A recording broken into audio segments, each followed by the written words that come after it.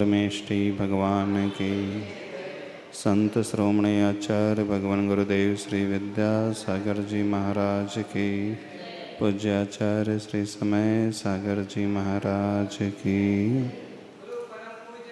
श्रीमद श्री वीर सागर जी महामुनि राज की।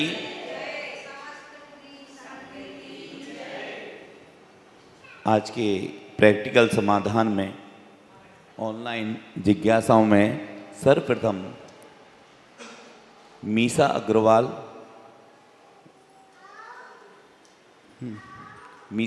पूछ रहे नमोस्तु गुरुवर। इंस्टाग्राम पर लाखों फॉलोअर्स मगर भीतर कभी खालीपन है। हाल ही में उसने आत्महत्या कर ली। बजाय फॉलोअर्स गिरते गए, व्यूज़ घटते गए और खुद को रील बैंड बनाए रखने की जद्दोजहद में टूट गई। गुरुवर, आज की पीढ़ी के सपनों में वायरल होना ही मंजिल बन गया है। लाइक्स, कमेंट्स, फॉलोअर्स से मिलने वाली अस्थायी मान्यता कहीं आत्म मूल्यांकन को निगल तो नहीं रही? कृपया बताएं, हम अपने आत्मसम्मान को सोशल मीडिया के इन चंचल आंकड़ों से कैसे बचा सकें? कैसे समझें कि हमारा मूल स्क्रीन के पीछे के नंबर नहीं, हमारे भीतर के चरित्र से तय होता है। मृदुला जैन, दिल्ली से। आज का युग सोशल मीडिया के अनुसार जी रहा है।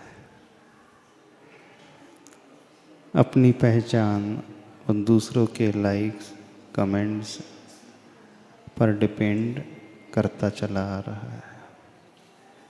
दूसरे कितने लोग हमें फॉलो कर रहे हैं, कितने हमारी पोस्ट को शेयर कर रहे हैं, कितने लोग अच्छे अच्छे कमेंट्स दे रहे हैं, सिर्फ इसी पर टिका हुआ सा प्रतीत होता है। रियल लाइफ की ज़िंदगी आज व्यक्ति जीने की कोशिश कर रहा है। रियल लाइफ से वो कोसों दूर है। कभी ये सोचा है, आपने एक पोस्ट अपलोड कर दी, एक रील बना करके डाल ली और उसको 10,000 लोग लाइक भी कर ले, फॉलो भी कर ले, उससे आपको क्या मिलेगा? क्या मिल जाएगा बताओ? और ऐसी ऐसी रील अपलोड की जाती है, इसके बारे में कुछ कहना भी उचित सा प्रतीत नहीं होता। जीवन ऐसा नहीं होना चाहिए। सोशल मीडिया के लाइक्स की बजाय रियल लाइफ में दुनिया आपको कितनी लाइक कर रही है, यह देखना बहुत ज़रूरी है। जिनके हजारों लाखों फॉलोअर्स होते हैं, वास्तविक जीवन में उनके घर के सदस्य उन्हें नहीं पसंद करते हैं, ऐसा लगता है। बस यदि ऐसा ही ट्रेंड बना रहा तो आप हमेशा परेशान रहोगे। लाइक्स की चिंता वैसी करें जब आपका कुछ कैरेक्टर उस प्रकार का हो, गुण आपके भीतर हो, कुछ अच्छे कार्य अपने जीवन में किए हों, किसी की हेल्प की हो और धर्म का आचरण आपके जीवन में आया हो। जैसे प्लास्टिक के फूल होते हैं, दिखने में बहुत अच्छे होते हैं, लेकिन कभी उसमें सुगंधी नहीं होती है। लेकिन जो ओरिजिनल फूल होते हैं, उनकी सुगंधी अपने आप चारों ही दिशाओं में फैलते चले जाती है। कभी भी उन गुलाब आदि के फूलों को कहना नहीं पड़ता है कि आप हमें लाइक करें, हमारे पास आएं, हमें देखें। जब गुण हमारे भीतर होते हैं तो हमें दुनिया को बताने की आवश्यकता नहीं पड़ती है कि हमारे भीतर इतनी सारी क्वालिटीज़ हैं। और यदि हमें ढिंढोरा पीटने की आवश्यकता पड़ रही है तो समझना अंदर क्वालिटीज़ आदि कुछ है ही नहीं, वह सिर्फ एक दिखावे का जीवन है। दिखने में आर्टिफिशियल फूल बहुत अच्छे तो लगते हैं, पर उसमें कोई मक्खी भी आकर के नहीं बैठती है। हाँ? कोई नहीं पसंद करता है। और कोई कदाचित बाहरी उस सुंदरता को देख करके, बाहरी उस लाइक को देख करके आपको कुछ पसंद भी कर ले, तो सिर्फ वो भी एक आर्टिफिशियल ही रह जाता है, उसमें ओरिजिनलिटी नहीं होती है। तो होना तो ये चाहिए, रियल लाइफ के लाइक्स की चिंता को छोड़ कर के, सोशल मीडिया के लाइक्स की चिंता को छोड़ कर के अपने रियल लाइफ के लाइक्स की चिंता करें। अर्थात कुछ ऐसा कार्य हम अपने जीवन में करें, उस कार्य की महक अपने आप हर तरफ फैल जाए, हमें बताना ना पड़े, दुनिया खोजते हुए हमारे पास आ जाए, तब तो सही जीवन होता है। भावना जैन पुणे से पूछ रही हैं, नमोस्तु गुरुवर, हाल ही में जापान में सोशल रोबोट बुजुर्गों की सेवा और अकेलेपन से लड़ने के लिए बनाए गए हैं, लेकिन वहाँ कुछ लोग रोबोट के साथ भावनात्मक रूप से जुड़ने लगे हैं, उन्हें दोस्त और परिवार मानने लगे हैं। गुरुवर, क्या मशीनों से भावनात्मक लगाव एवं मानवीय रिश्तों से दूर कहीं नहीं कर देगा? कृपया बताएं। तकनीक के सहारे अकेलापन कम करने की चाह में हमें कहीं और ज़्यादा अकेला तो नहीं कर रहा है? जब दुनिया को कोई नज़र नहीं आता है, कोई इसका साथ देने वाला नहीं है, कोई इसको संभालने वाला नहीं है, कोई इसके दुख दर्द को शेयर करने वाला नहीं है, तो मानवीय प्रकृति होती है वो किसी न किसी को खोजता है। अभी तक तो ये कहा जाता है, plants are the friends and pets are the kids. अभी एक ऐसा भी स्लोगन चलता है आज की दुनिया में, पेड़ पौधे तो हमारे मित्र होते हैं और जो पालतू पशु हैं वही हमारे बच्चों की भांति होते हैं। पशु और प्लांट्स में चेतना होती है, लेकिन रोबोटिक मशीन्स में जो है चेतना तो नहीं होती है। पर ऐसे रोबोट डिज़ाइन कर दिए गए हैं कि जो हूबहू ह्यूमन बीइंग की ही भांति लगते हैं, और ऐसे सेंसर्स और ऐसे प्रोग्राम उसमें फीड कर दिए जाते हैं कि आपकी हर भावना को, हर इमोशंस को वो कैच कर लेते हैं, और प्रोग्राम के अकॉर्डिंग वो रिस्पॉन्स भी उसी प्रकार से करने लगते हैं। जैसे आप कोई पिक्चर देखते हैं, टीवी सीरियल देखते हैं, अथवा कोई स्टोरी पढ़ते हैं, तो उस पिक्चर के दृश्य को, उस नाटक के दृश्य को देख कर के व्यक्ति इतना मोहित हो जाता है, गाफिल हो जाता है कि उसमें घटने वाली हर घटना को वो अपने ही से ही जोड़ने लगता है। तभी तो उसकी आंखों में आंसू, तभी तो उसकी आंखों में हंसी आ जाती है। और उसी प्रकार से जो प्रश्न किया गया है, जापान में ऐसे रोबोट बनाए गए हैं कि वृद्धों की सेवा भी वो रोबोट ही कर रहे हैं। क्योंकि जापान की एक विडंबना है, वहाँ पर पूरी पॉपुलेशन जो है ओल्ड एज वाली अधिक पॉपुलेशन है, यंग पॉपुलेशन तो वहाँ बचे ही नहीं है। जब यंग लोग ही नहीं बचे हैं तो वे अपना समय किससे शेयर करें, अपनी सुविधाओं को किससे मांगे, कौन उनकी सेवा करने वाला होगा, ये प्रश्न उनके मन में आता है। तो विज्ञान तो एक तरीके से उन वृद्धों के लिए सहयोगी वातावरण ही क्रिएट कर रहा है। ठीक है, वो वृद्ध लोग भी जानते हैं कि ये रोबोट है, पर जानते हुए भी जब वो इस प्रकार से सेवा भाव से जुटा रहता है तो उनको अटैचमेंट एक प्रकार से होने लगता है। कुल मिलाकर के सामने कौन है ये मैटर नहीं करता है, हमारे भाव क्या है ये मैटर करता है। जब व्यक्ति पुण्य अथवा पाप के कार्य किसी की अनुपस्थिति में भी बिल्कुल वैसे ही कर लेता है ना। जब हम मेडिटेशन की बात करते हैं, धारणा ध्यान आदि की बात करते हैं, कुछ न होते हुए भी हम अपने मानस पटल पर ऐसा विजुअलाइजेशन कर लेते हैं कि वो सामने वो साक्षात व्यक्ति है। तो उस विजुअलाइजेशन से उसकी फीलिंग्स वैसे ही पैदा होने लगती है। वे वृद्ध लोग जानते हैं कि वो रोबोट है, लेकिन उनकी फीलिंग्स ऐसी पैदा होने लगी कि वो साक्षात कोई मनुष्य उनकी सेवा कर रहा है। और ये फीलिंग पैदा होने से उनको एक विश्वास सा जागृत हो जाता है, अपनापन सा पैदा होने लगता है। तो उनका मन जो है प्रशस्त हो रहा है, परिणाम संभल रहे हैं, तो उसमें कोई दोष नहीं। क्योंकि जब हम एक दृश्य को देख करके, एक नाटक को देख करके, एक पोर्ट्रेट को देख करके अथवा एक कल्पना के माध्यम से हूबहू वैसे ही इमोशंस पैदा कर लेते हैं, अथवा जब कोई व्यक्ति स्वप्न देखता है, स्वप्न में किसी प्रिय अथवा शत्रु व्यक्ति को देखता है, तो उसकी फीलिंग्स बिल्कुल ऐसी ही होने लगती कि साक्षात वो हमारे सामने ही है, जबकि वहाँ तो कोई व्यक्ति होता ही नहीं है, सपनों में कोई नहीं होता है। पर वो क्या सोच रहा है, उसका ब्रेन क्या सोचता है, साक्षात वो सामने ही है।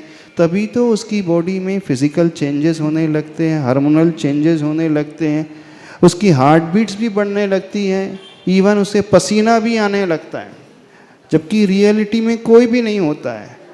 तो यह मैटर नहीं करता है कि सामने कोई व्यक्ति है अथवा नहीं है, सामने कोई ह्यूमन बीइंग है अथवा एक रोबोटिक मशीन है, एज लॉन्ग एज वो हमारे परिणामों को व्यवस्थित कर रहा है, संभाल रहा है, एक संबल हमें दे रहा है, एक सेवा का भाव हमारे लिए पैदा कर रहा है, तो कोई नहीं होने से वो बहुत अच्छा है, उसमें कोई दोष नहीं माना जाएगा। ऐसे में व्यक्ति अकेला नहीं रहेगा, बल्कि वह अपने आप को संभाल लेगा। उसके मन में ये भाव आएगा कि कोई तो है जो मेरी कंपनी के माध्यम से मुझसे जोड़ रहा है, मेरी सेवा भी कर रहा है, मेरी हर आवश्यकताओं की पूर्ति कर रहा है, तो ये कोई दोष नहीं माना जाएगा। इसमें व्यक्ति अकेला नहीं समझेगा अपने आप को, बल्कि यही सोचेगा कि 4 रोबोट नहीं, 4 व्यक्ति मेरी सेवा में जुटे हुए हैं, मेरी संगति में हैं। वह सिर्फ मेरी सेवा ही नहीं कर रहे हैं, मेरी मुझसे बात भी करते हैं, मुझसे मेरे परिणाम को भी वह समझते हैं, और कब कैसे रिस्पॉन्ड करना वो रोबोटिक मशीन जानती है। तो वो रोबोट को जानते हुए भी अंदर ये सोच रहे हैं कि साक्षात वही व्यक्ति है, तो उसके परिणाम समझ रहे, कोई दोष नहीं, चल जाएगा।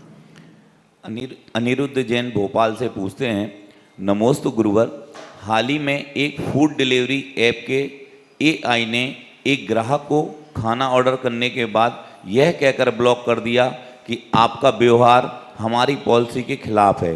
ग्राहक का कहना था कि उसने तो बस रिव्यू दिया है। गुरुवर, जब AI हमारे व्यवहार का निर्णय लेने लगे और हमें रोकने लगे, तब इंसानी स्वतंत्रता कहाँ जाएंगी?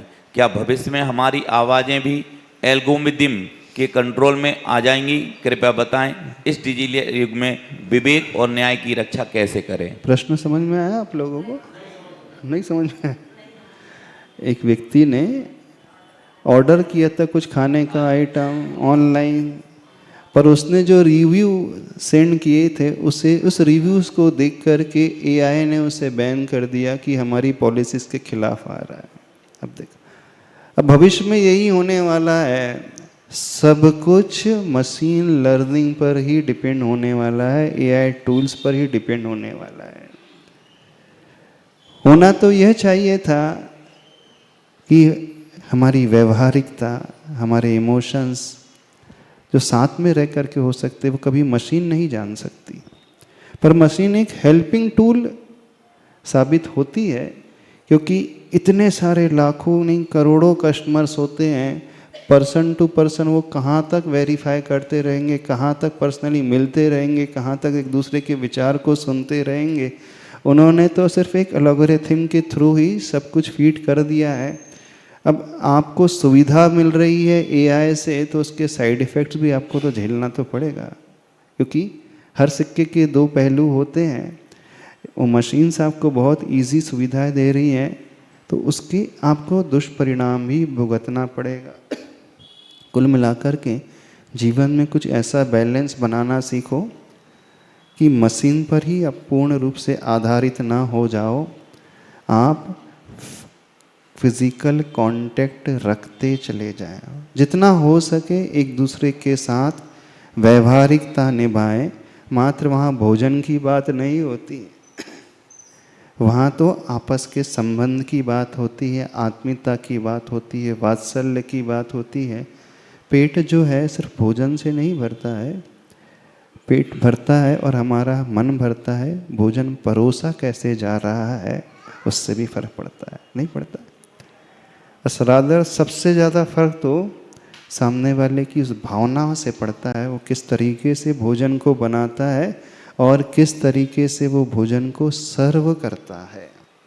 तो आप मशीन से ऑर्डर दे दोगे तो भोजन तो आपके डोर पे आ जाएगा, लेकिन जहाँ भावनात्मक जुड़ाव की बात है, आत्मीयता की जुड़ाव की बात है, वो नहीं हो पाएगी। तो हर व्यक्ति को कोशिश तो यही करना चाहिए, जब कोई रास्ता न नज़र आए तब उसका आप आलम्बन यानी मशीन्स का आलम्बन लेना सीखें। और यदि आपकी कैपेबिलिटी है तो आप पर्सनली ही सब कुछ करें तो बहुत अच्छा रहेगा। निधि जैन जयपुर से पूछती हैं, नमोस्तु गुरुवर, पिछले दिनों एक बड़े कॉर्पोरेट ने ऑफिस में स्लीपिंग पॉइंट्स और पोज रूम्स बनाए गए ताकि थके हुए कर्मचारी ऑफिस में ही रेस्ट कर सके। गुरुवर, काम की दुनिया में अब इस हद तक पहुंच गई है कि आराम भी ऑफिस में भीतर मैनेज किया जा रहा है। कृपया बताएं, क्या वर्क लाइफ बैलेंस और केवल स्लोगन बनकर रह जाएगा? क्या हमें काम और जीवन की समस्याओं को फिर से खींचने की ज़रूरत नहीं है?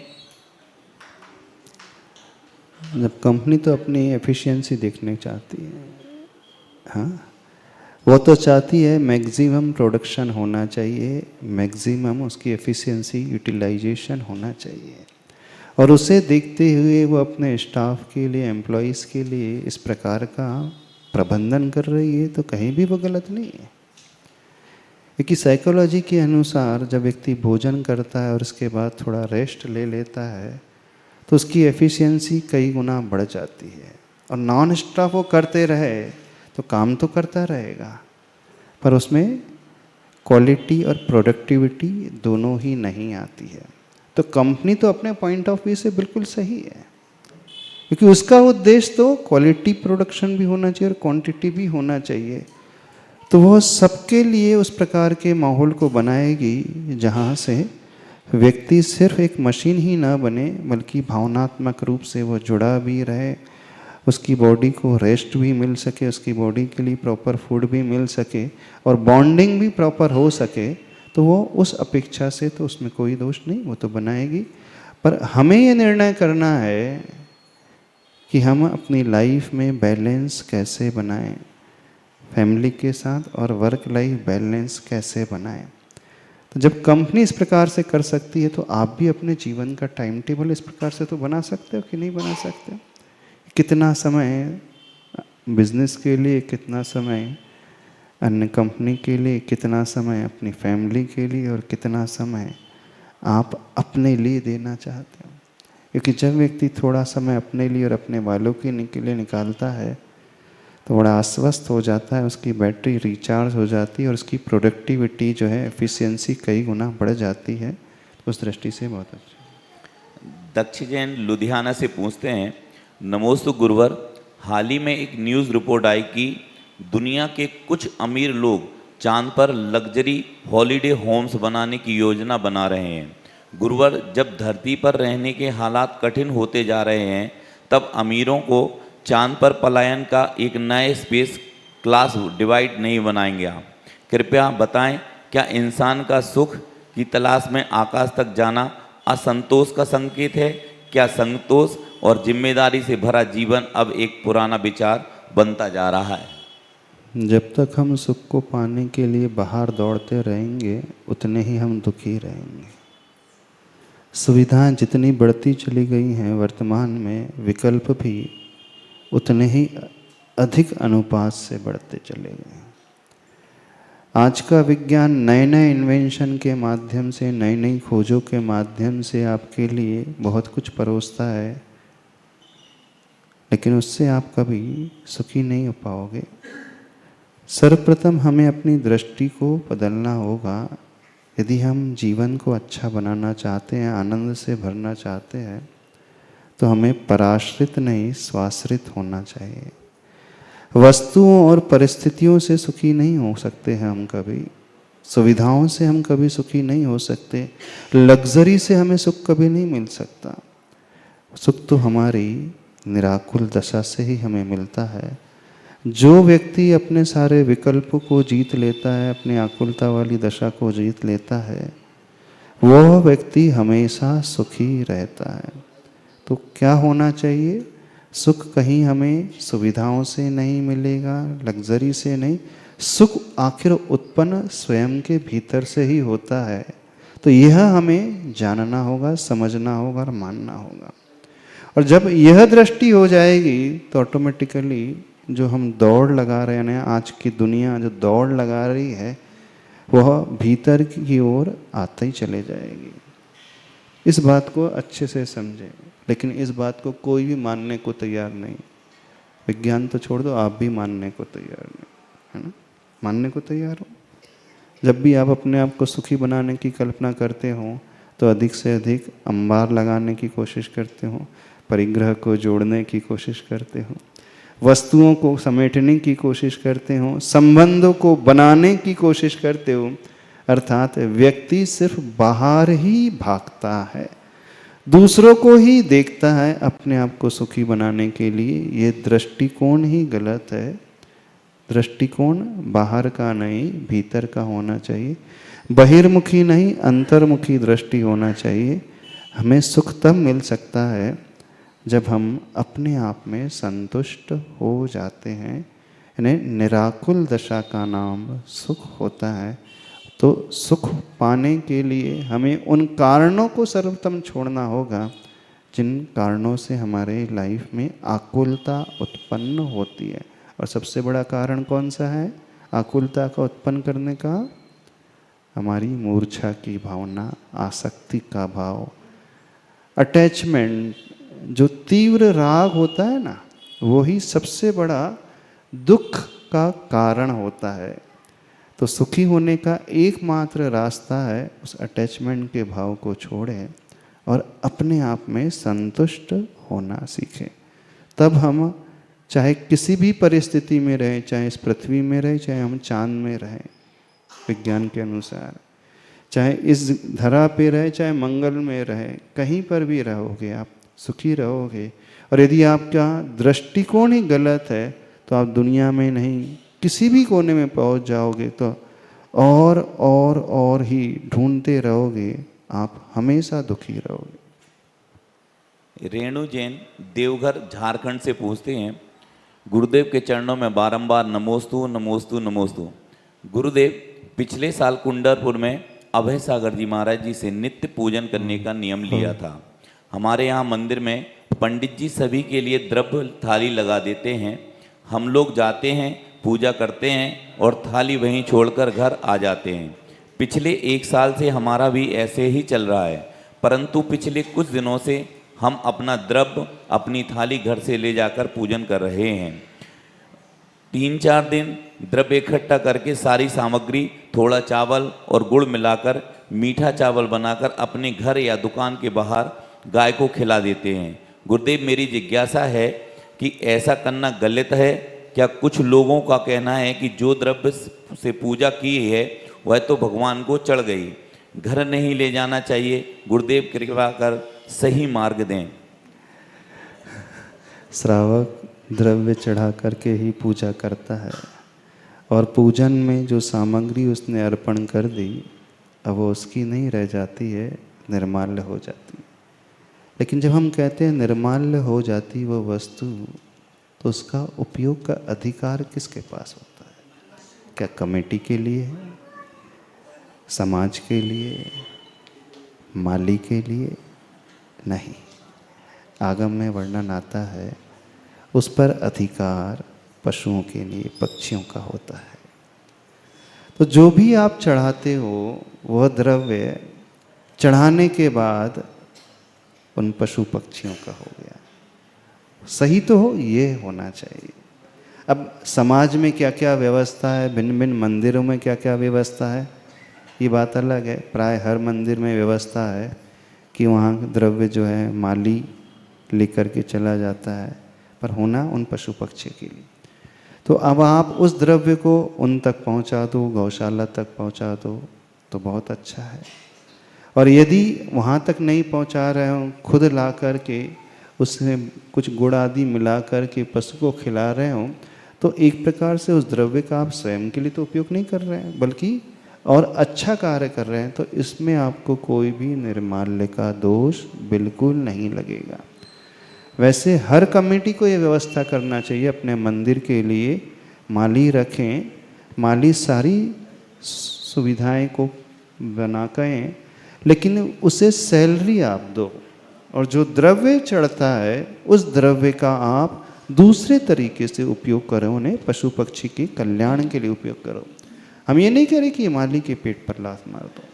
माली पूरी सेवा शुश्रूषा कर रहा है तो बाकायदा उसको जितना मिलना चाहिए उसके अनुसार आप सैलरी दो और उस द्रव्य को कहीं अलग इस प्रकार से व्यवस्थित कर दे जहाँ पशु पक्षी का पेट आदि भर सकता है, तो इसमें निर्माल्य का दोष नहीं। दूसरी बात ये कही गई है कि जब पूजा की जाती है मंदिर में तो प्रायः हर मंदिर में जो पुजारी होता है द्रव्य की थाली सजा करके रख देता है और आप बाबू साहब बन करके आते हो, थाली लगी लगाई होती है, आपने एक थाली से दूसरी थाली में द्रव्य चढ़ा दिया और आप मानते हो कि पूजा हो गई। नहीं, शास्त्रों में आता है श्रावक जब पूजा करता है तो उसकी पूजा की शुरुआत कब से होती है? जब वो घर से निकलता है, शुद्ध द्रव्य अपने हाथों से व्यवस्थित करता है। भरतेश वैभव में आता है भरत चक्रवर्ती अपने हाथों से कुएं से पानी खींचता था, छानता था, जीवानी डालता था, प्रासुक करता था और इतना ही नहीं वो सारी की सारी द्रव्य स्वयं धोता था और थाली सिर्फ अपने लिए नहीं लगाता था, अन्यों के लिए भी लगा करके रख देता था। कौन? किसकी बात है? चक्रवर्ती। जिस चक्रवर्ती के हाथ के नीचे हजारों सेवक रहते हैं, जो महल में स्वयं कोई कार्य नहीं करता है, लेकिन जब प्रभु की भक्ति की बात आती है तो वो स्वयं के लिए तो द्रव्य लगाता ही बल्कि अन्यों के लिए भी द्रव्य लगा करके रखता है। तो आप यदि द्रव्य व्यवस्थित कर रहे हैं, प्रासुक कर रहे हैं, शुद्ध तरीके से थाली लगा रहे हैं, तो ये धारणा बिल्कुल ना बनाए कि हम टाइम वेस्ट कर रहे हैं। कई लोगों की धारणा है हम 15 मिनट तो इसी में निकाल देंगे, इसी में समय चला जाएगा तो हमारी पूजा नहीं हो जाएगी। पूजा का ये अंग होता है। एक उदाहरण देते हैं, जब जैसे आचार्य भगवान का आहार चौके में होता है तो आप क्या रेडीमेड थाली ला करके आहार करा देते हो? नहीं कराते हैं ना। तो जो महिला वर्ग सवेरे 6 बजे से शुद्ध आहार बनाती है तो उसे पुण्य नहीं मिलता। सबसे ज़्यादा पुण्य उस महिला वर्ग को मिलता है जो सारी मेहनत प्रातःकाल 6 बजे से करती है और 11 बजे तक लगी रहती है। तो आचार्य भगवान कहते हैं कि वह उत्कृष्ट सामयिक एक साथ 2-2 कर लेती है। यदि एक साथ 2.5 घंटे की सामयिक करने के लिए कहा जाए, ध्यान लगाने के लिए कहा जाए तो मन बिल्कुल नहीं लगेगा, मन उचट जाएगा। लेकिन वहाँ प्रैक्टिकल तरीके से वो अतिथि संविभाग व्रत का पालन कर रही है और असंख्यात गुणों कर्मों की निर्जरा करती है।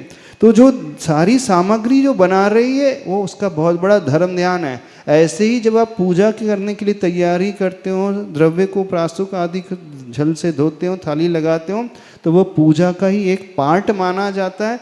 वहीं से धर्म शुरू हो जाता है। और पद्म पुराण ग्रंथ में आचार्य परवर्षी रविसेन स्वामी जी कहते हैं कि यदि श्रावक घर से यह सोच ले कि मुझे दर्शन पूजन करने जाना है, मंदिर जाना है, तो वहीं से उसके उपवासों की संख्या कई गुना बढ़ते चले जाती है। अभी उसने स्नान भी नहीं किया, स्नान ये सोच करके कर रहा है कि मुझे मंदिर में पूजा करना है, तो कर स्नान रहा है लेकिन उपवास का फल मिल रहा है। फिर वो घर से चावल उठाता है तो उपवास की संख्या डबल हो जाती है। शुद्ध वस्त्र पहनता है तो और कई गुना बढ़ती है। एक कदम आगे बढ़ाता है तो और कई गुना बढ़ती है। बीच रास्ते में पहुंचता है तो कई गुना बढ़ती है। मंदिर की देहरी में पहुंचता है तो कई गुना बढ़ जाती है। और देहरी में पहुंच करके साक्षात भगवान के दर्शन करता है तो वहाँ अनंत उपवास का फल, यानी उसने मन में ये सोचा मात्र कि दर्शन पूजन करना है तो वहाँ पुण्य से मिलता है, उसका धर्म का लाभ हो जाता है। तो सही विधि जो है, श्रावक जो पूजा करता है तो स्वयं अपने हाथों से वह जल खींचे,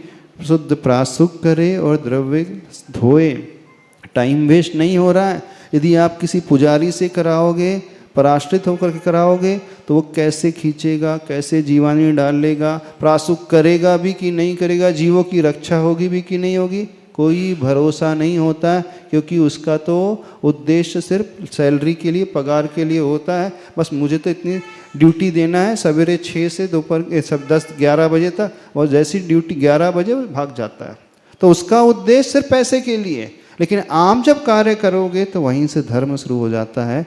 तो पूजा जब आप कर रहे हो तो अपना द्रव्य जो है स्वयं धोएं और स्वयं थाली लगाएं, बल्कि अपने लिए नहीं, और भी जो अशक्त आदि हैं, बुजुर्ग आदि, तो उनके लिए भी लगाओगे तो उनका भी पुण्य छठवां हिस्सा आपको मिलता रहेगा। गुरुदेव के चरणों में तीवार नमस्कार। ऑनलाइन जिज्ञासाओं के बाद साक्षात गुरुवर के चरणों में बैठे भक्तों की तरफ से जिज्ञासा है। सर्वप्रथम डॉक्टर ऋचा जैन, हाँ, तो वही तो और पूछ रही थी। आगे तैयार रहें जय मामू। गुरुदेव के चरणों में तीवार नमोस्तु नमोस्तु नमोस्तु। गुरुदेव, मेरी मन की शंका ये है कि संथारा हुआ, उसके बाद में शिखर जी का मैटर हुआ, महाराज जी का कत्ल हुआ, और ऐसे समाज पे बहुत सारे संकट आते हैं। और मैं एक महिला हूँ और मेरा मन समाज पे जब भी संकट आता है तो मेरा मन मान नहीं पाता, पर महिला होके भी समाज की रक्षा के लिए मैं आगे बढ़ जाती हूँ। और कुछ लोगों तो को वो ऐसा चीज, होना ही चाहिए। कुछ लोगों को वो चीज़ पसंद आती है, किसी को इसमें नहीं यह आती। भाव आना ही नहीं चाहिए कि हम महिला हैं कि पुरुष है। जहाँ धर्म रक्षा की बात आए, गुरु सेवा की बात आए, तो हमें तो ये करना है कि हमें गुरुओं की रक्षा करने, तीर्थ क्षेत्रों की रक्षा करने, धर्म की प्रभावना में आगे आना चाहिए। उदाहरण देखें, वो प्रथमान योग में जब सम्यक दर्शन की बात आई है और वह दृढ़ता से निर्दोष सम्यक दर्शन पालन करने की बात आई, तो आचार्य प्रभु ने किसका नाम लिखा? कौन सी रानी का नाम बताया? रेवती रानी का नाम। अमूल दृष्टि अंग का पालन में वो। जब सील की रक्षा की बात आई तो वहाँ पे रानियों का नाम आया। ऐसे ही धर्म की रक्षा की बात आई तो वहाँ ऐसी माताओं का उल्लेख आता है। तो कभी भी ये मन में भाव लेकर के ही नहीं आना चाहिए कि हम महिला हैं तो हम धर्म के क्षेत्र में क्यों आगे बढ़े। और आपके मन में आ रहा है तो ये बहुत अच्छा भाव है, और हमारे मन में भाव आ रहा है तो इसका पुण्य तो हमें लग ही रहा है। दुनिया हमें क्या कह रही नहीं कह रही ये मैटर नहीं करता, हम तो धर्म के लिए कर रहे हैं और अपने आत्म कल्याण के लिए कर रहे हैं। और जब भी कोई अच्छा कार्य करता है तो दुनिया में कुछ लोग होते हैं जिन्हें सहन नहीं होता तो वो विरोध भी करते हैं। तो आचार्य श्री कहते थे, यदि हम अच्छे कार्य कर रहे हैं और हमारा विरोध हो रहा है तो समझना हम सही कर रहे हैं। बिल्कुल सत्य है। और जहाँ विरोध नहीं हो रहा तो कुछ ना कुछ डाउट हो रहता है। चलो, अपनी जिज्ञासा रखेंगे जय मामू। इसके बाद तैयार हैं श्रीमान नरेश जी जैन। गुरुवार के चरणों में कोटि नमन, नमोस्तु नमोस्तु नमोस्तु। गुरुवार मंदिर व्यवस्था में श्री जी का अभिषेक होता है, शांति धारा भी होती है, उसके बाद अर्घ चढ़ जाता है।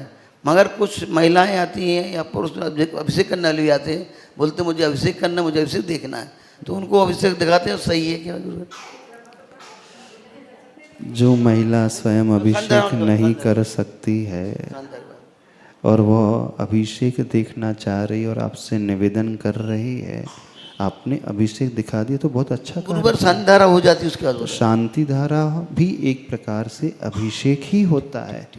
ये धारणा बहुत गलत है कि शांति धारा हो गई है तो उसके बाद फिर से अभिषेक नहीं हो सकता है। शांति धारा बृहद अभिषेक माना जाता है, और जो आप प्रतिदिन करते हो नित्य महापूजा के पूर्व अभिषेक है वो लघु अभिषेक माना जाता है। तो इस प्रकार से दोनों ही अभिषेक होते हैं, पर समाज की व्यवस्था का भी ध्यान रखना चाहिए। कोई ज़बरदस्ती मनमाना ही ना करे। कुछ लोग होते हैं समाज में, जब तक मैं आऊँ नहीं तो पूरा अभिषेक बंद नहीं होगा। ये भी नहीं होना चाहिए। यदि अभिषेक पूरा हो चुका, उन्हें प्रतिमा को उठा करके रख दिया, तो आप मनमाना ही ना करें। अपनी जिज्ञासा रखेंगे नरेश भाई जैन। इसके बाद तैयार हैं रिमझिम जैन। हाँ, हेलो। वर्तमान समय में देखने में आ रहा है बच्चे बहुत व्यस्त है हर घर परिवार में। हाँ, बच्चे बहुत व्यस्त रहते हैं घर में, परिवार में। हाँ, हाँ। और मंदिर तो हमारे बड़े बड़े बनते जा रहे हैं। बच्चों में संस्कार देने की बहुत आवश्यकता है। हाँ। इसी भावना से हम लोग निरपुतला में जैसे बच्चों का इसी बात को महत्व में देते हुए शिविर लगाते हैं और हमारी योजनाएं चलती हैं। थोड़ा सा आपका मार्गदर्शन और आपकी प्रेरणा चाहते हैं कि समाज में इसका महत्व और कैसे हम लोग एक दूसरे कार्यक्रम में शामिल होकर इस कार्यक्रम को, संस्कारों को महत्व देने का किस तरह से हम आप प्रेरणा दें। अच्छा। आचार्य भगवान हमेशा कहते हैं मात्र मंदिर बनाने से कुछ नहीं होगा, हमें पुजारी भी बनाना बहुत आवश्यक होता है। और पुजारी तब बनते हैं जब संस्कार बाल्य अवस्था से उन पर डाले जाते हैं। अब आप देखें, हर माता पिता अपने बच्चों को पढ़ने के लिए बड़ी बड़ी कॉन्वेंट्स में 10-10, 20-20 किलोमीटर डेली स्पेशल बस से भेज देते हैं। सवेरे 6 बजे 7 बजे बच्चा निकलता है, 3 बजे आ नहीं पाता, 4 बजे से फिर कोचिंग 3 घंटे के लिए भेज देते हैं। आप कितने ज़्यादा चिंतित रहते हैं अपने बच्चे के उज्जवल भविष्य के लिए, उसकी शिक्षा के लिए, उसके ज्ञानार्जन के लिए। पर आपने कभी सोचा है, यदि आप बच्चों को चरित्र के संस्कार ही नहीं दोगे, अच्छे ज्ञान के संस्कार नहीं दोगे, मात्र लौकिक शिक्षा ही कराते रहोगे, तो बच्चा लौकिक शिक्षा करके डिग्री तो पा लेगा, लेकिन बिना चरित्र के, बिना आचरण के, बिना धार्मिक संस्कार के वो भविष्य में जाकर के बड़े बड़े मेट्रो सिटी में सेटल हो जाएगा और वो यह भी भूल जाएगा कि मैं जैन हूँ कि नहीं। एक रियल घटना बता रहे हैं, यहाँ से एक फैमिली अब्रॉड में यूएस में जाकर के सेटल हो गई। अब जो माता पिता गए वे तो संस्कारित थे, क्योंकि उनके संस्कार, उन पर संस्कार जो पड़े बाल्यावस्था से उनके पिताजी ने दिए। वे वहाँ जाकर के जैन धर्म का पालन करते हैं, रात्रि भोजन भी नहीं करते हैं। लेकिन उनकी जो नई पीढ़ी आ गई है, अब उन्होंने कभी इस देश को देखा नहीं, धर्म को देखा नहीं, मंदिर को नहीं देखा, तो वे अपने फ्रेंड्स के साथ मिलकर के नॉनवेज भी खाने लगे। उन्होंने कभी समझा ही नहीं महत्व। क्यों नहीं समझ पाए? क्योंकि माता पिता ने संस्कार ही नहीं दिए। माता पिता ने पढ़ लिख करके बहुत कुछ पा लिया, डिग्री पा ली, बहुत सब कुछ पा लिया, बाहर जा करके सेटल हो गए खूब, लेकिन अब उनकी पीढ़ी, अगली पीढ़ी जो भटक गई, अब जैनत्व से भी विमुख हो गई। तो हम धर्म को सुरक्षित रखना चाहते हैं, धर्म की प्रभावना करना चाहते हैं, तो धर्म की प्रभावना तब होगी जब आने वाली पीढ़ी जो है संस्कारित होगी, बच्चे जो है संस्कारित होंगे। तो हर माता पिता को ये कार्य करना चाहिए कि प्रतिदिन पाठशाला अवश्य भेजना ही चाहिए। यदि बहुत ज़्यादा व्यस्त रहता है, नहीं भी भेज सकते हैं, तो जब भी वीकेंड्स आए, वैकेशन का पीरियड आए, उत्सव का पीरियड आए, महापर्व आदि के दिन आए, जब भी कोई सांस्कृतिक कार्यक्रम होते हैं, तो उन दिनों उन कार्यक्रम को अटेंड करने के लिए अवश्य भेजना ही चाहिए।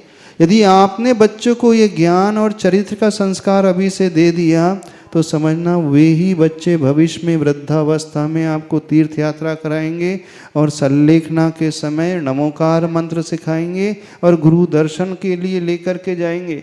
और आपने ये संस्कार नहीं दिया तो तैयार रहना है कहाँ? वृद्धाश्रम जाने के लिए।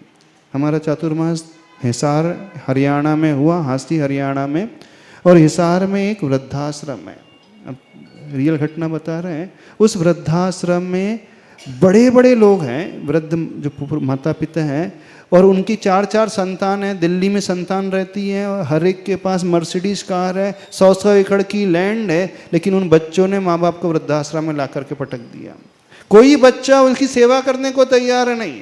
अब वो परिवार, अच्छे परिवार के बच्चे, वे माता पिता जिन्होंने ज़िंदगी भर जोड़ जोड़ करके कमाया, सब बच्चों को दिया, अब 4 बच्चों में से एक भी सेवा करने के लिए तैयार नहीं है और भूल से उस वृद्धाश्रम में छोड़ करके चले गए।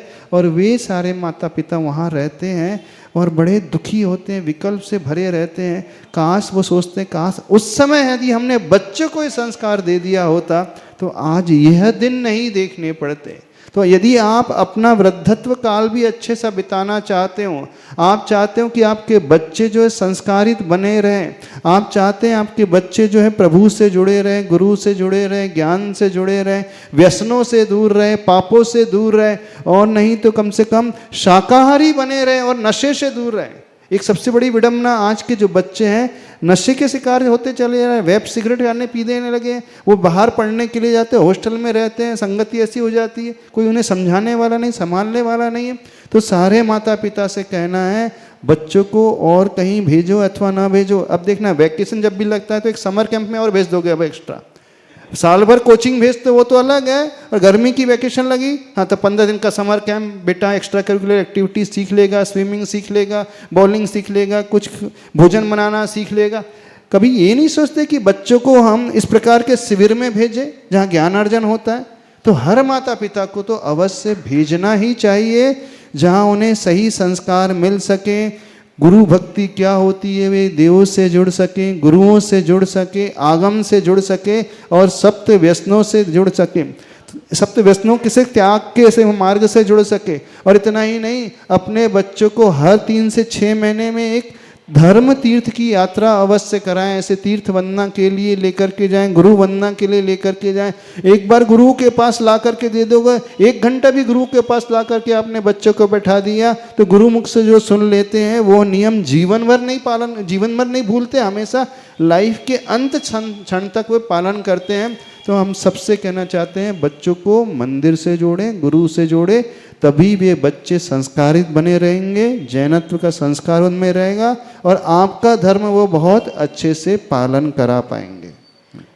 अगली जिज्ञासा रखेंगी रिमझिम जैन, और इसके बाद तैयारी श्रीमती ममता मलैया। नमोस्तु गुरुदेव, नमोस्तु गुरुदेव, नमोस्तु गुरुदेव। महाराज जी, मेरी शंका ये है कि बोलते हैं कि गर्भावस्था के समय माँ का जैसा भी बिहेवियर रहता है, जैसी भी एक्टिविटीज़ रहती है, उसका असर डायरेक्टली बच्चों पे पड़ता है, वे भी वैसे ही बिहेवियर को पाते हैं। बट महाराज जी, हमारी प्रोफेशनल पर्सनल लाइफ्स में तो सेम ही गतिविधियाँ चलती रहती है और हमारा रिएक्शन भी ऑलमोस्ट सेम ही होता है उन एक्टिविटीज़, उन सामने वाले के बिहेवियर पे। तो उस टाइम पे कैसे मेंटल पीस मेंटेन करें? इस कारण सबसे कहते हैं, जब भी पंच कल्याणक हो तो विशेषकर महिला वर्ग से गर्भ कल्याणक हमेशा अटेंड किया करो, देखा करो वो तीर्थंकर की माता कैसे संस्कार देती है। अब जो माता तीर्थंकर जैसे बालक को जन्म देने वाली है, जो उस भव से मोक्ष जाने वाला है, वो संस्कार गर्भावस्था से शुरू नहीं करती है। कब से संस्कार शुरू होते हैं तीर्थंकर की माता के? गर्भ में आने के 6 महीने पूर्व से संस्कार डालना शुरू करती है। और आप हमेशा बोलते हैं जब बच्चा घर में आ जाएगा तब हम संस्कार देंगे, बिल्कुल गलत है। यदि आपको माँ बनना हो तो 6 महीने पहले से प्लानिंग करना पड़ता है। कौन सी प्लानिंग? मेरी कोख में एक ऐसा जीव आए जो न केवल अपना कल्याण कर सके बल्कि 3 लोग का कल्याण कर सके। तो उस बनने वाली माँ को 6 महीने पहले से ही संयमित हो जाना चाहिए, मोबाइल टीवी से दूर हो जाना चाहिए, इधर उधर के खान पान से दूर हो जाना चाहिए, अपना पूरा समय जो है धर्म के वातावरण में व्यतीत करना चाहिए। गुरु के प्रवचन, स्वाध्याय, प्रभु का अभिषेक, जाप माला देना चाहिए। क्यों? वो 56 कुमारियाँ देवियाँ और 8 कुमारियाँ देवियाँ तीर्थंकर माँ की सेवा करने के लिए आती है और उसमें उनके मन को व्यवस्थित रखती हैं, सिर्फ धार्मिक पहली पूछती हैं, जबकि वो बालक कभी नहीं भटकने वाला। तो 6 महीने पूर्व से तैयारी होती है। और यदि आप चाहते हो कि आपके गर्भ में एक ऐसा जीव आए जो सबका कल्याण करने वाला हो, तो 6 महीने पहले से संयम पालन करना चाहिए। यानी वो दंपति जो हस्बैंड वाइफ 6 महीने पूर्व से यदि ब्रह्मचर्य से रहेंगे तो नियम से मान करके चलना। 6 महीने बाद जब उसमें जो गर्भ में जीव आएगा तो एक शक्तिशाली जीव होगा, पुण्यशाली जीव होगा, सबका कल्याण करने वाला होगा। और गर्भ में आने के बाद क्या संस्कार दिए जाते, तो ये ब्रह्मचारिणी दीदी लोग से समझ लेंगे। गर्भावस्था के संस्कार कराती हैं, पहले महीने, तीसरे महीने, 5वें महीने आदि में क्या क्या संस्कार दिए जाते हैं, आदि पुराण ग्रंथ में उसका पूरा वर्णन दिया है, कैसे कैसे कार्य कराए जाते हैं। तो दोनों को मिलकर के ये कार्य करना चाहिए। और आज की जनरेशन को 24 घंटे मोबाइल से फुर्सत नहीं है, और आज की माता जो है जन्म देने वाली है, उस पीरियड में भी मोबाइल में ही लगी रहती हैं। उससे कितना रेडिएशन निकल रहा है, कितना फर्क पड़ रहा है, तो ये विचारणीय तथ्य है। तो उस समय आपको भोजन पानी का भी, अपनी इंद्रियों का भी संयम, अपने मन का संयम, आपस की सराउंडिंग सुव्यवस्थित हो, इस बात का ध्यान रखना चाहिए। हाँ। जिज्ञासा करेंगी श्रीमती ममता मलैया, और इसके बाद तैयार हैं श्रीमती डॉक्टर रुचि जैन। महाराज जी, समता भाव कैसे रखना चाहिए? समता भाव कैसे रखना चाहिए? तो विषमता का भाव कैसे आ जाता है, पहले तो ये बताओ। विषमता का भाव इसलिए आ जाता है कि हम जब बहुत ज़्यादा दूसरों से अपेक्षाएं रखते हैं और अपेक्षाएं पूरी नहीं होती हैं तो विकल्प का भाव आ जाता है। तो समता तब आती है और उससे आती है जो व्यक्ति जितना अधिक निरपेक्ष रहता है। निरपेक्ष रहने का अर्थ है वो घर में रहते हुए कर्तव्य का पालन पूरा करेगा, लेकिन कर्तव्य करने के साथ साथ सामने वाले से ज़्यादा अपेक्षा नहीं रखेगा, बस कर्तव्य करते चले जाओ तो अपने आप आपको समता का भाव आ जाएगा। महाराज जी कल्याण मंदिर की 4 लाइन हमें सुनाना है। याद हाँ, है? बाद में सुना देना भी, इसके कल सुना देना। जिज्ञासा करेंगी डॉक्टर रुचि जी ने, इसके बाद तैयार है बिमला बरैया। नमोस्तु महाराज जी, कुछ लाइनों के माध्यम से एक प्रश्न पूछना चाहूँगी। जिंदगी के मायने ढूंढते रहे, वक्त के पन्ने पलटते रहे, खुशियाँ ढूंढने में वक्त गुजर गया, सुखों की खोज में लम्हा बीत गया, हर सांस में जिंदगी फिसल गई, न जाने वह धड़कन कब थम गई, तो कैसे जिंदगी को आगे मोड़े। वर्तमान में जीना सीखो, भविष्य में ज़्यादा कल्पना ना करो। जो वर्तमान के क्षणों को अच्छे से जीना सीख लेता है वही सबसे आनंद में रहता है। और सबसे बड़ी विडंबना है हम जीते तो वर्तमान में हैं और रहते भविष्य में, है ना। अधिकांश लोग जीता तो वर्तमान में है और रहता भविष्य में है। Most of the people here died at 20 but buried at 80s। अधिकतर लोग दुनिया में 20-30 साल में ही मर जाते हैं, लेकिन दफनाए तो 70-80 साल में जाते हैं, है ना। मन से वो इस प्रकार से जीवन जीते, या तो चिंतामय जीवन जीते हैं अथवा भविष्य की कल्पनाओं में ही जीते हैं। आचार्य भगवान ने एक बहुत अच्छा हाइकू लिखा है, भावी कल्पना वर्तमान अपना भूत सपना, नहीं, भावी सपना भूत कल्पना और वर्तमान अपना। वर्तमान एकमात्र ही होता है जो हमारा अपना होता है। तो आनंद में रहने के लिए, आनंद से रहने के लिए माइंडफुलनेस एक्टिविटी अपनाना सीखो और अपनी कषाय जितनी कम हो सके उतनी कम रखें और करुणा की भावना से, एम्पैथी की भावना से, निरपेक्ष भाव रखते हुए दूसरों की सेवा करेंगे तो उससे भी बहुत आनंद और एक सेटिस्फेक्शन मिलता है। अपनी जिज्ञासा रखेंगी श्रीमती बिमला बरैया। इसके बाद तैयार हैं आसरा जैन। निर्यापक श्री मुनि वीर सागर महाराज जी को बारंबार नमोस्तु नमोस्तु नमोस्तु। महाराज जी, जीवन में यश प्राप्त करना अच्छा है कि योग्यता प्राप्त करना अच्छा है? जिसको योग्यता आ जाती है यश तो अपने आप मिलता चला जाता है।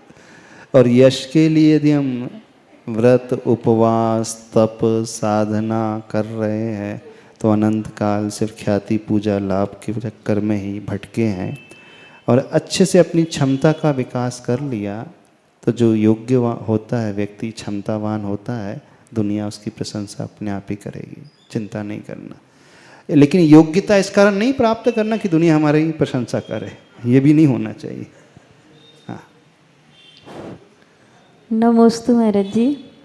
पूज्य मुनि श्री क्षमा सागर जी महाराज जी ने एक बहुत ही अच्छी कविता लिखी। उन्होंने कहा, मैंने पर्वत लांघे नदियां पार की, कई रास्ते चलकर तय किए, दुनिया को देखा, लोगों को परखा, फिर भी लगता है कुछ अनछुआ, अनदेखा, अलंघ, और शायद वह मैं ही हूँ। तो महाराज जी, इस मैं की पहचान मैं अपनी भूमिका के अनुसार कैसे कर सकूं? आज भाग दौड़ की जिंदगी में त्यागी वृत्तियों को भी शांति नहीं है, कहीं गिरते पड़ते अशांत जिंदगी जीते रहते हैं। आचार्य भगवान का एक बहुत प्रिय श्लोक बताते हैं अपने आप को पहचानने का।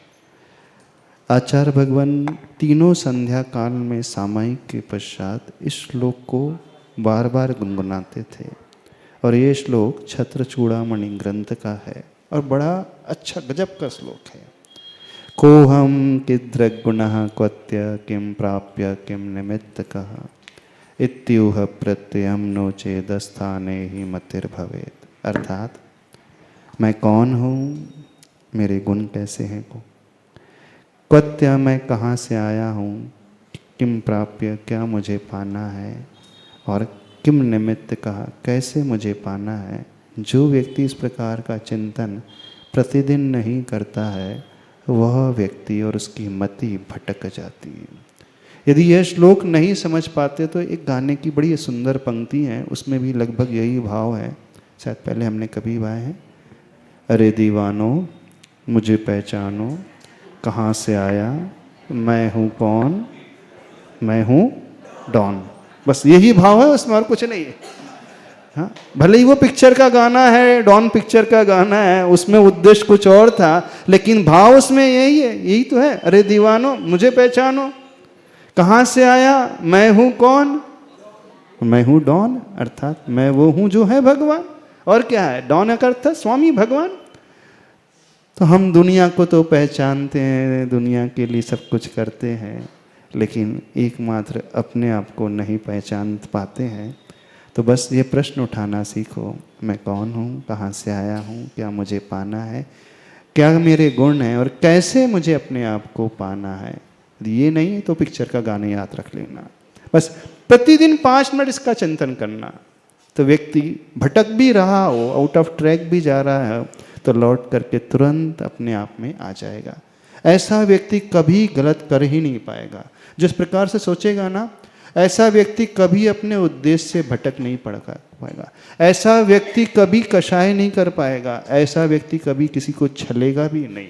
ऐसा व्यक्ति हमेशा डाउन टू अर्थ रहेगा, हमेशा दूसरों का भला करने वाला होगा, क्योंकि वह इस प्रकार से सोचने वाला होता है। चलिए, बड़ा अच्छा प्रश्न। श्रीमती आशा जैन, इसके बाद तैयार हैं नमोस्तु महाराज जी, नमोस्तु महाराज जी, नमोस्तु महाराज।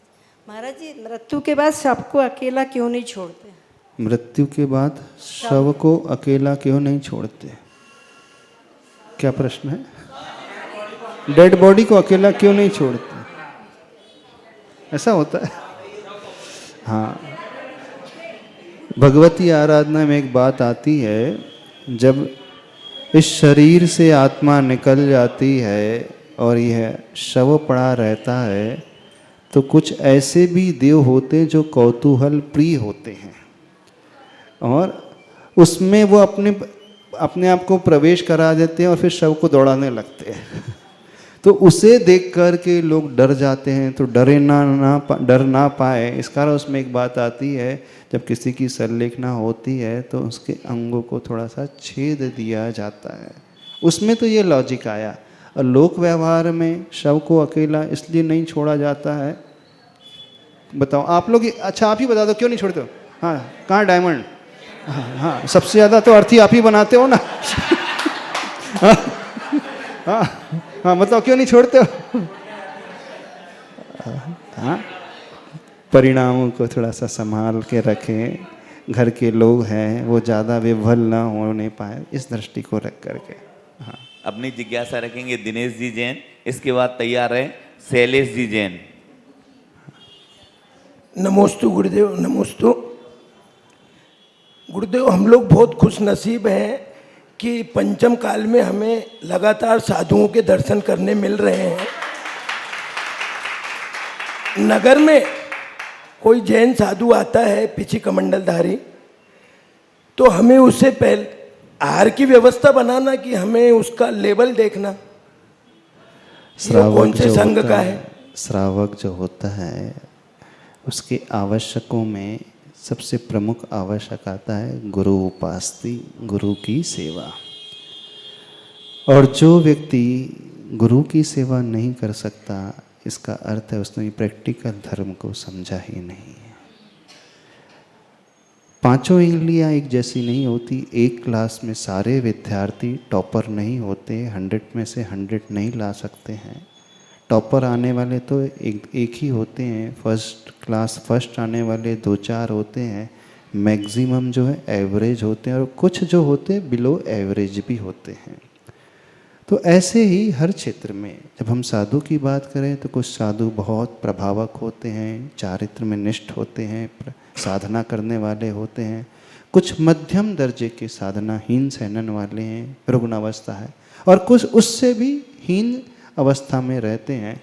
तो पहले श्रावक का कर्तव्य है वह उन साधु के प्रति भक्ति का भाव लेकर के आए। और श्रावक जो भक्ति करता है अर्घ चढ़ाने का नाम भक्ति कभी नहीं होता।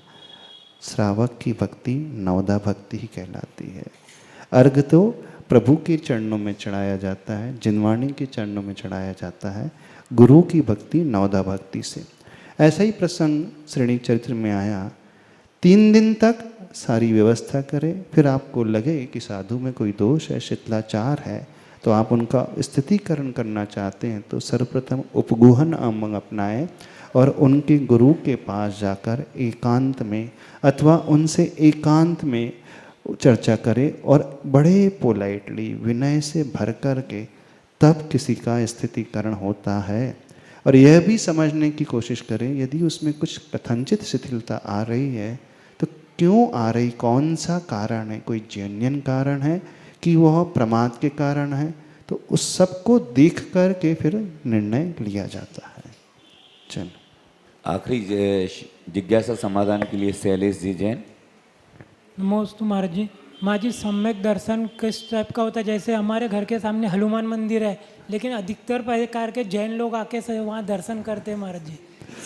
सम्यक दर्शन जो जिसके भीतर होता है वो वीतरागी प्रभु को ही मानने वाला होता है। भगवान वो होते हैं जो 18 दोषों से रहित होते हैं। और जहाँ राग है, राग का अर्थ है अस्त्र हैं, वस्त्र हैं, शस्त्र है, पत्नी है, बच्चे हैं, भोजन पानी है, तो फिर उनमें और आप में क्या अंतर हुआ? क्या अंतर हुआ? आपकी तो एक ही पत्नी है, देवों की तो न जाने कितनी होती है। हाँ, फिर कौन ज़्यादा महान हुआ, वो देव कि आप? एक संयम रूप से रहने वाला श्रावक भी महान होता है। हनुमान जी को हम भी पूजते हैं, लेकिन वीतरागी हनुमान की हम सभी पूजन करते हैं। ठीक है।